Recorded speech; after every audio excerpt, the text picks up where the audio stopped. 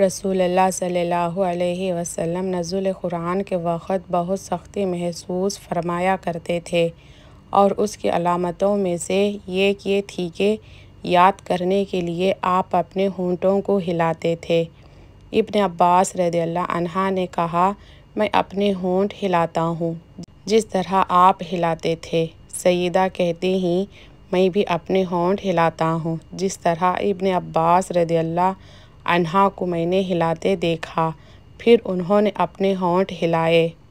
ابن عباس رضی اللہ عنہ نے کہا، پھر یہ آیت اتری کہ اے محمد، قرآن کو جلد جلد یاد کرنے کے لیے اپنی زبان نہ ہلاؤ، اس کا جمع کر دینا اور پڑھا دینا ہمارا ذمہ ہے۔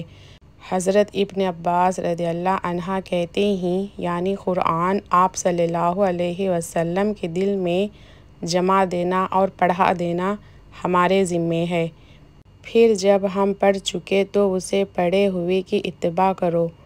ابن عباس رضی اللہ عنہ فرماتے ہیں، اس کا مطلب یہ ہے کہ آپ اس کو خاموشی کے ساتھ سنتے رہو۔ اس کے بعد مطلب سمجھا دینا ہمارے ذمہ ہے۔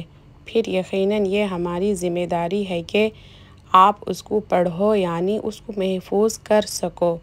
چنانچہ اس کے بعد جب آپ کے پاس حضرت جبرائیل علیہ السلام وحی لے کر آتے تو آپ توجہ سے سنتے۔